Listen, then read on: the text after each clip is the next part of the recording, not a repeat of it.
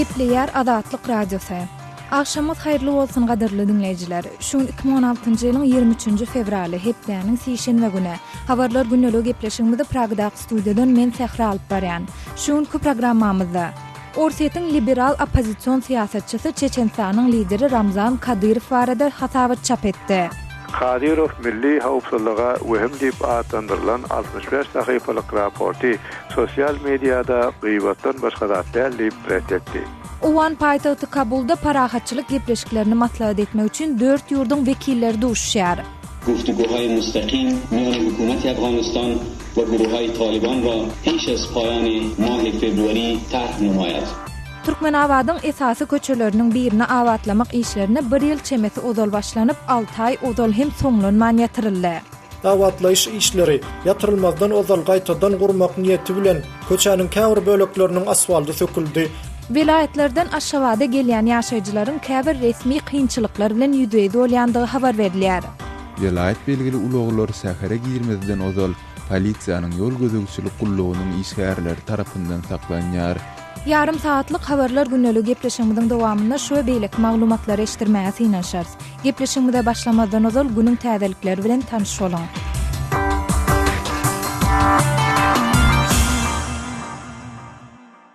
Siriýanyň Daşary işler ministrligi ýurdun prezidenti Başar al-Asad Birleşen Ştatlaryň we Orsiýetiň araçylary tarapyndan gazalanan okatyşy besetmek baradaky ulalaşy kabul etdi diýdi. Emma ministrlik 23-nji fevralda beren maglumatynda eger ýaragly toparlar bu ulalaşy öz pozisiýalaryny güýçlendirmek üçin ulansa, onda rejimiň bu ýaraşygy bozmagy gözüňünde tutýandygyny hem duýdurdy. Okatyşy besetmek baradaky ulalaşyk Islam döwleti atly toparyň söwüşçilerini ýa-da Al-Qaida bilen ilteşikli Al-Nusra frontuny öz üçin almaýar. Bu ulalaşyň 27-nji fevralda Siriýanyň yerli wagty bilen giýjäň ýary güýje girmegine garaşylýar. Ýokary gepleşikler baradaky komisiýatyň bir bölegi hökmünde Siriýanyň esasy aram opozisiýon toparlary gepleşikleriň 2-nji günde, ýagny 23-nji fevralda Riyadda duşýarlar.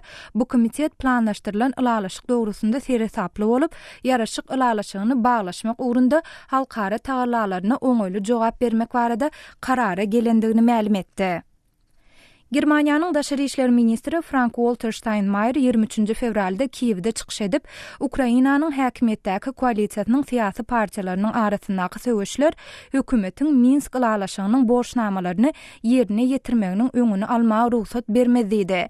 Kiýewde geçirilen gepleşiklerden soň Ukraina we Fransuz Daşary işler ministrleri bilen birlelikde geçiren medeniýet ýygnynda Steinmeier Minsk ulalaşygynyň ýerine ýetirilmegi üçin henüz hem mühim ädimleriň ädilmelidigini aýtdy. Şeýle-de ol Orsiýet hem Minsk ulalaşygyny ýerine ýetirmäge taýýar bolmalydyr diýdi. Steinmeier Germaniýanyň we Fransiýanyň Ukrainanyň reforma taýýarlalaryny goldamagy dowam etdirjekdigini, emma munyň deregini Kiýewiň ýurdun ykdysadyýatynyň janlanmagyna ýardam berjek reformalary we Minsk ulalaşygyny amala aşyrmagyna garaşýandygyny belledi.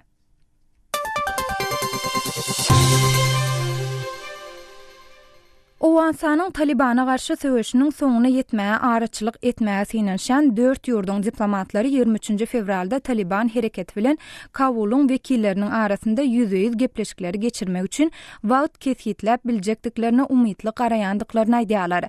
23-nji fevralda Owansanyň Pakistanyň, Hytaýyň we Birleşen Ştatlaryň wekilleri Owan paýtagtyna duşup Kabul bilen Talibanyň arasyndaky parahatçylyk gepleşikleriniň soňky tapgyry üçin şertleri kesýetlemäge gönükdirilen maslahatlaryň 4-nji taparyny geçirýärler. Owan hökümetiniň baş ýerine ýetirjesi Abdullahyň medeniýet wekiliniň orunwatary Javid Faysalyň aýtmagyna görä delegatlar fevral aýynyň ahyrına çenli göni parahatçylyk gepleşikleriniň birinjisine geçirmek üçin wagt sene ma'lum ederler. Hökümete değişli däl halkara topar ýagny jurnalistleri gorumak boýunça komisiýet 22-nji fevralda Almatyda Gazagstanyň Jurnalistler Birleşiginiň we Milli Medeniýet klubynyň başlygy Seyitgazy Mataýewiň tutsag edilmegine aladalanma bildirdi. Mataýew we onuň ogly Kaztak habar agentliginiň müdiri Asad Mataýew 22-nji fevralda soragy çekilmek üçin tutsag edilipdi.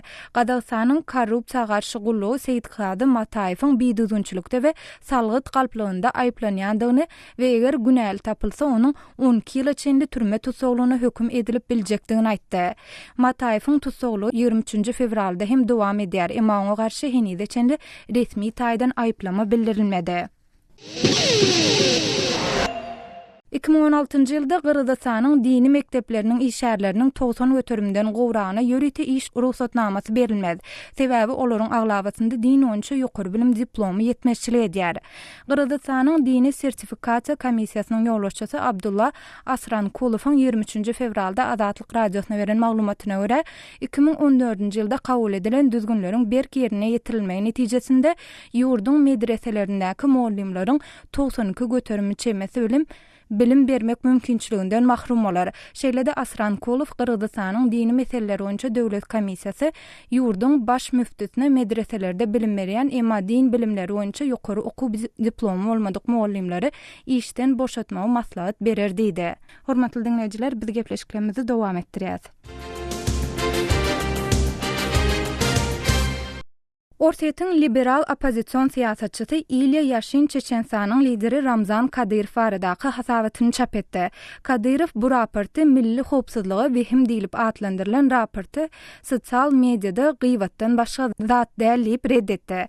Bu barada Germaniýadaky habarçymyz Arat Perwiş has giňişdäk maglumat berýär. Ramzan Kadyrow Çeçenistanyň jedelli ýolbaşçysy baradaky raporty Ilya Yashin Moskwada bir metbuat ýönegiňe jemgyýetçilige tanatmadandan bir näçe sagat öň çap etmek bilen liberal opozisiýon siýasatçydan öňürtdi. Kadyrow milli howpsuzlyga wehim diýip atlandyrylan 65 sahypalyk raporty sosial mediada gıýbatdan başga zat däl diýip reddetdi. Yashin'in sonra Open Russia.org saytyna yerleştirilen raportuna Kadyrowyň öz Çeçen halifatyna Aýşa Esretde höküm sürýänligi, şeriat kanunyny ortaýyň kanunundan ýokary tutýanlygy, öz harby güýjüni artdyrýanlygy aýdylýar. Raportda Kadyrowyň öz garaşdyrlygyna bolan önemi ýyl saýyn artýar. Federal hökümet bilen bolan gepleşiklerde ulanýan ähňi gittikçe güdekleşýär diýilýär. 9 bölümden ibaret raport Kadyrowyň Çeçenistandaky awtoritar häkimligi, onuň Aýşa Esretde şahsy durmuşy, federal büdjetiň hasabyna bolýan korrupsiýa, onuň 30.000 hewşizden ibaret şahsy goşuny ýaly temalary öz içine alýar. Raportda şeýle hem Kadyrowyň guramaçylykly jenaýet şahsiýetleri bilen iltejikligi, ony tanqidlan siýasatçy Boris Nemtsowyň we jurnalist Anna Politkovskaýanyň öldürilmegi, şeýle hem Kadyrowyň ýurtdaşyndaky terroristleri goldaýanlygy baradaky gürrüňler hakda durulup geçilýär. Onda şeýle hem 2013-nji ýylyň aprel aýynda asly Çeçenistanda bolan iki dogan tarapyndan Boston maratonuna edilen terroristik hüjümi ortaýetli siýasatçylaryň köpüsiniň ýadgarandygy, ýöne Kadyrowyň hüjümi amala aşyranyň Amerikanyň howpsuzlyk gullaklarynyň özi bolmagy mümkin diýip açyk pikir ýöredenligi bellenýär. Kadyrowyň şahsy goşuny baradaky bölümde bolsa, onuň ortaýyň Ukrainada bolan giyirliğin harbi intervensiýasyna mühim rol oýnandygy, bu ýerde epesli sewiş tejribesini gazanandygy aýdylýar. Yashin 22 fevralda Julia Winston saytyna yerleşdirilen bir interwýuda özüniň bu raporty ýazmak kararyna 2015-nji ýylyň martynda Nemtsowyň öldürilmegi bilen Kadyrowyň göni baglanşyklydygy belli bolanyna gelendigini aýtdy. Kadyrow bilen Rus prezidenti Vladimir Putiniň berk tanqidçisi bolan Nemtsow 2015-nji ýylyň 27 fevralynda Moskwada atylyp öldürildi. Rus resmileri bu jenaýatda 5 tane demirgada Kavkazlygyny aýplap, muny gurnan Kadyrowyň awpsuzlyk güýçleriniň esgeri Ruslan Mohodinow diýdiler. Habarçymyz Arat Perwişiň taýýarlan maglumatyny dinlediňiz.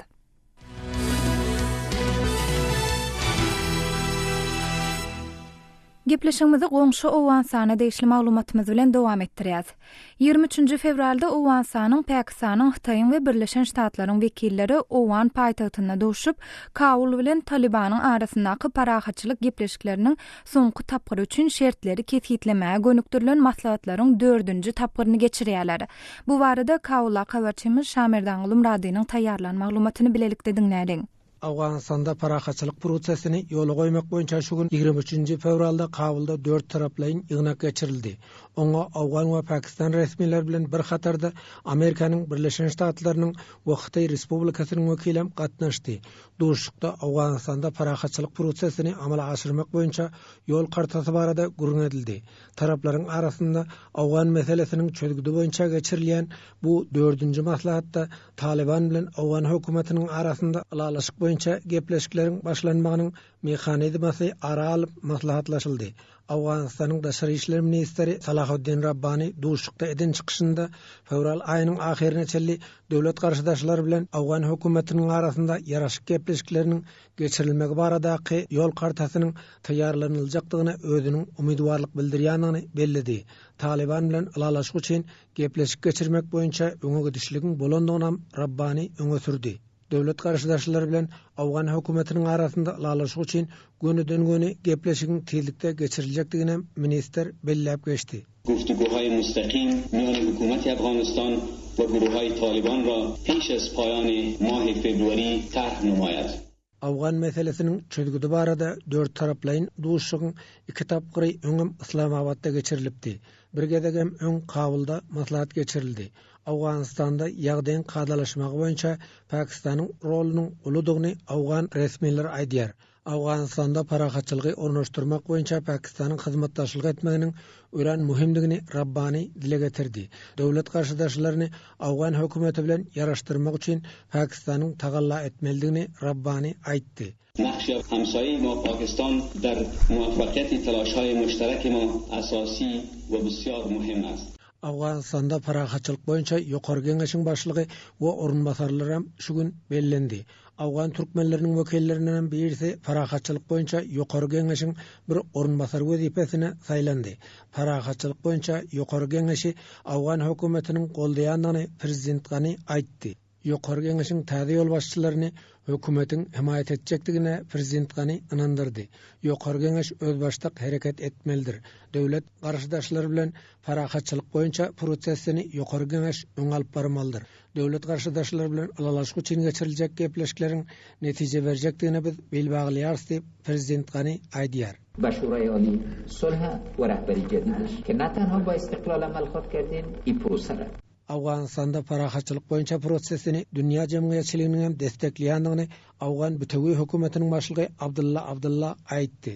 Awgan halkynyň ýurtda asudalygyň ornaşmagyny isleýändigini Abdulla notady. حمایتی مردم افغانستان دارد و حمایتی جامعه بین‌المللی و همکاری دارد.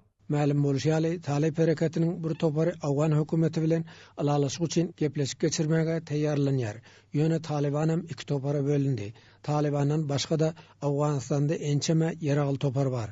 Şo sebäpden Awganistanda parahatçylyk boýunça geçiriljek gepleşikleriň netije berjekdigine käbir taraplar şüpheli garaýar. Şaýmyrdan Gulumrady, Kabuldan Azatlyk radiosu. Hormatly dinleýijiler, Azatlyk radiosu elektron posta orkaly iýerilýän hepdelik nesirlerini çap edip başlaýar. Hepdelik nesirlerimiziň özüňize iýerilmegini isleseňiz, bize öz elektron postaňyzyň adresini ýolla. Öz adreslerinizi metduat, e-mail belgisi gmail.com adresimize, şeýle-de Moskwadaky telefon nomerimize SMS arkaly iýerip bilersiňiz. Telefon nomerimiz 7-926 236 04 55. Telefon nomerimizi gaýtalaýaryn. 7-926 236 04 55. Azatlyk radiosynyň elektron posta arkaly iýerýän hepdelik nesirlerine ýazylmagy gijikdirmä.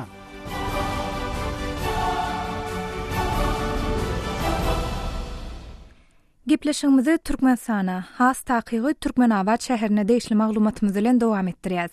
Lewap vilayatynyň Türkmenabad şäheriniň esasy köçeleriniň birini awatlamak işlerini 1 ýyl çemesi odol başlanyp, 6 aý odol hem soňlanman ýatyryly.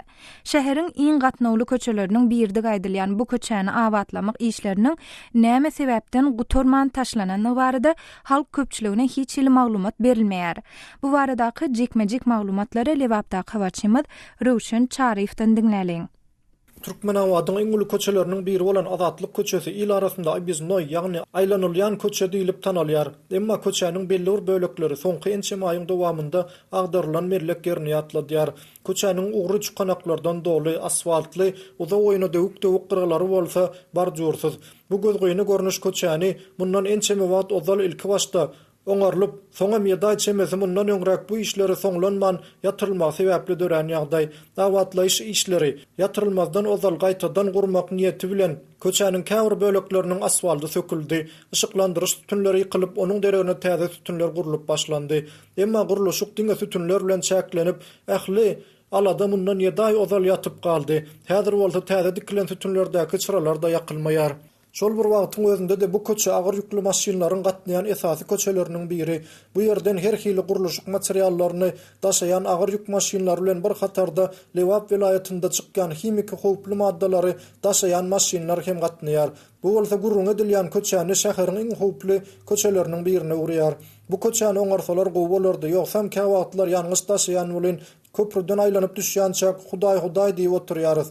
Ören howply ýagdaýlar döreýär. Çünki ýuwaş sürsek maşin dyknyşygyna sebäp bolýarys. Gaty sürsek bolsa howply madda daşaýarys, sürmek bolanok diýip özüni Allah berdi diýip tanadan 45 ýaşlaryndaky türkmen awatly sürüji gurrun berýär.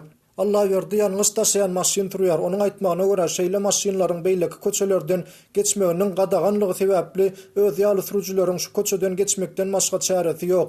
Sebäbi şäherde uly maşin turýar ýaly başga ruhsat edilen köçe ýok. Şeýle de bu köçäniň uğrunda soňky wagtlarda gurulan täze binalaryň ählisi diýilen ýaly halk köpçüligi üçin niýetlenen binalar. Olar esasan dukanlar we naharhanalar. Şol dukanlardan birim ýakynda açylan Döwrewap adly sowda merkezidir. Bu sowda merkezi açylaly bäri oňa gelýän müşterileriň sany hem köpelýär. Bu sowda merkezi bilen bir hatarda bu köçäniň uğrunda il arasynda Demir Bazar diýilýän şäheriň esasy bazarlarynyň biri hem ýerleşýär. Gündizlerine bazaryň töwereginde goýulan maşinlaryň sany hem gün-günden artýar we öz boluşly dyknyşyklaryň döremegine sebäp bolýar. Emma bu köçäni awatlamak işleriniň näme sebäpden gutarman taşlanandygy barada halk köpçüligine hiç gili maglumat berilmedi. Ýöne dilden dille ýaýrayan maglumatlardan çen tutulsa, yerli büdjet edaralarynyň hasabyna amala aşyrylýan bu guruluşyk maliýe kynçylyklar sebäpli ýatyrylypdyr. Dünýä bazarynda newit gazyň bahasynyň gaty peselmeginiň ykdysadyýaty esasan ýalňyç eksportyna dayanýan Türkmenistan ýaly ýurtlara ören yaramaz täsir ýetirýändiги barada gurrun edilýär. Bu ýagdaý newit eksport edýän beýleki ýurtlaryň misalynda da görmek bolýar.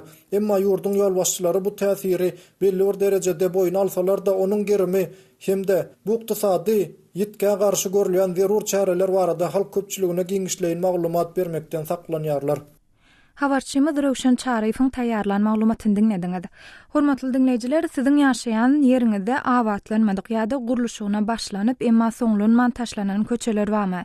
Bu barada bize gurrun bermek we baştan geçiren tejribeleriňizi biziň bilen paýlaşmak isleseňiz, biziň Facebook we Kontakty sosial ulamlaryndaky sahypalarymyzdan peýdalanyp bilersiňiz. Bu ulamlarda bizi gözlegi bölümine Adatlyk Radiosu, Adat habar ýazyp tap bilersiňiz. Şeýle de biziň bilen line ulam arkaly hem habarlaşyp bilersiňiz. Line salgymyz Adat habar.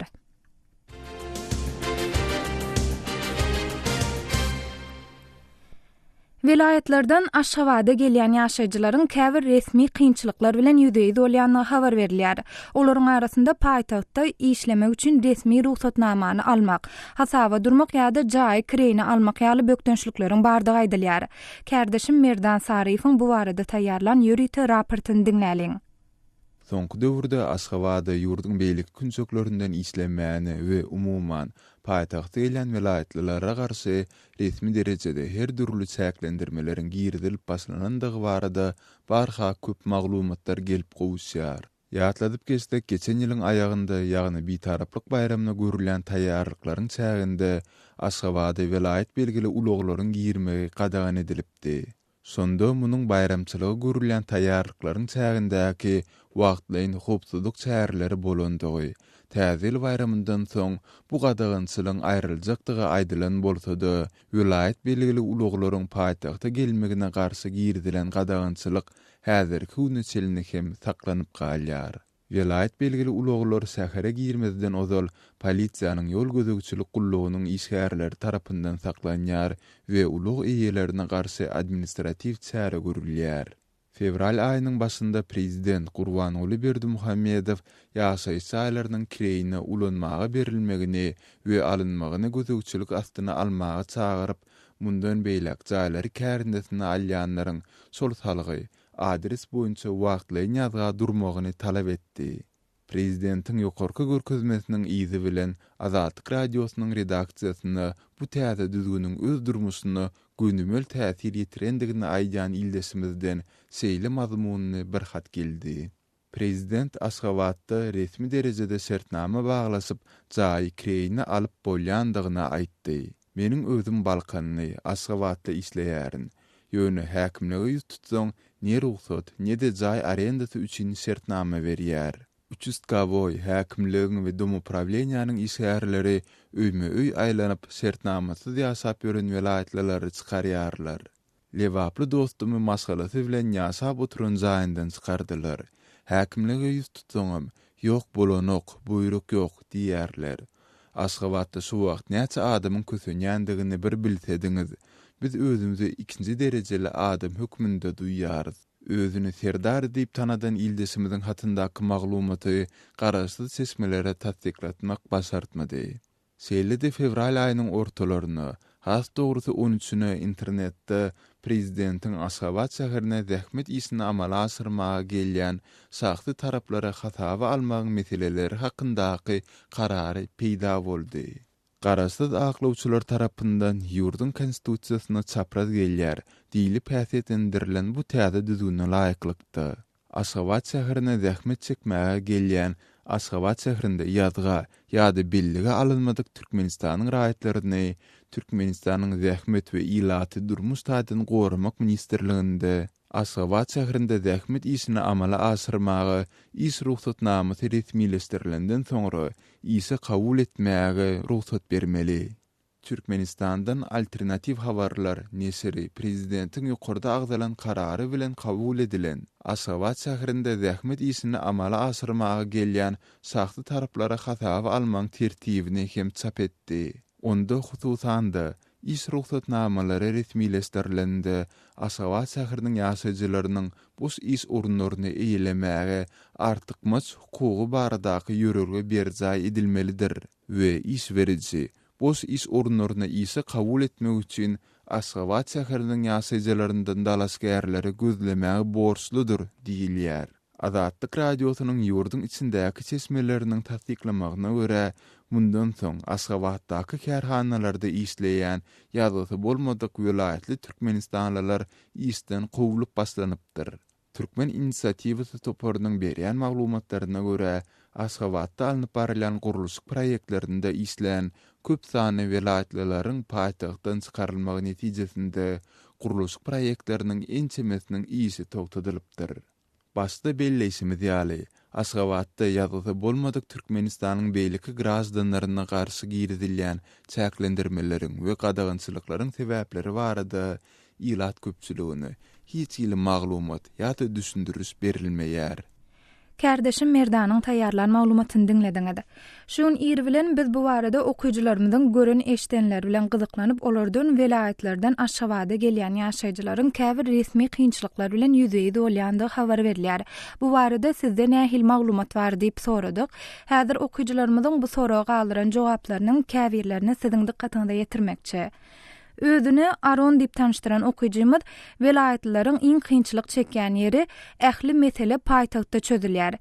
Ýokary okuw jaýlarynyň 25-den 22 ministerlikleriň diňe birinden başgasy paýtagtda ýerleşýär. Emma şoňa garamazdan Aşgabatda 5-3 kilometr goloýlasaň polisiýa işgärleri welaýat maşyn görse, edil pişik görse itiň topulşýaly taýagyny alyp topulýar diýip öz pikirini jemläpdir.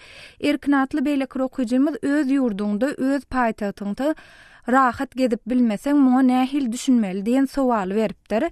Hormatly dinleýijiler, siz hem biziň efire etjek maglumatlarymyzyň käbirleri barada öňünden öz pikir araşlaryňyzy biziň bilen paýlaşmak isteseňiz, sizi hem Facebook we Kontaktdaky sahypalarymyza goşulmaga çağırýar.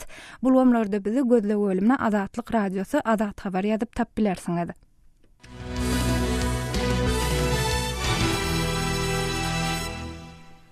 Aşgabatda yerleşen Pagty owasynyň uly ýoly çykýan iki tarapyna hem hayat aýlananyny habar berilýär. Bu owada ýaşaýan 30 çemet hojalygyň ýaşaýjylary bolsa, uly ýoluň birine çykmak üçin ortaça 2 kilometr beýleki ýola çykmak üçin 800 metr çemet ýolu piýada geçmeli bolýany aýdylýar.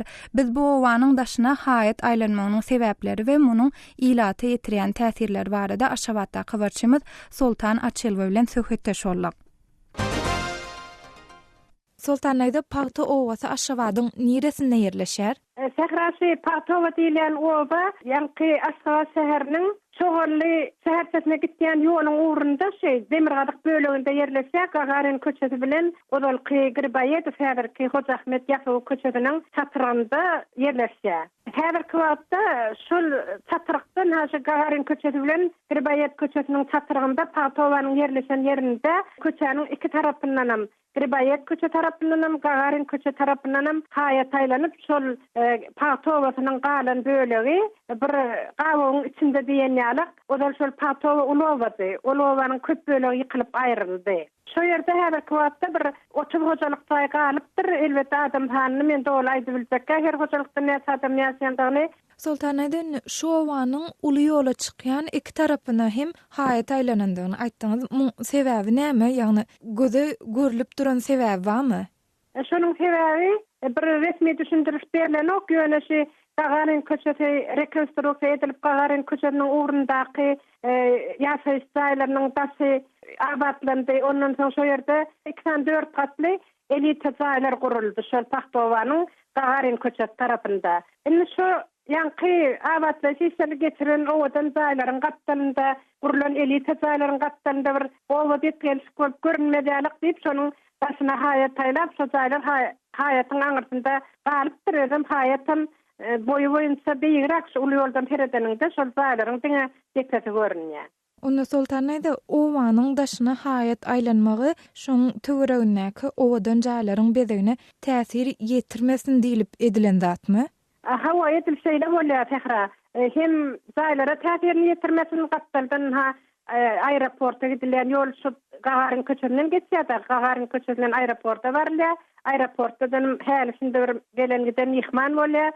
Şo tarapdan heredeninde şo jaýlar görünüp şol owadan jaýlara ýeter ýetirmesin diýilip gurulan haýatlar şolar.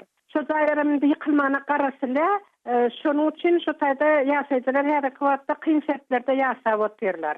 Sultanayda kyn şertlerde diýeniňizde näme gözüňizde tutýaňyz?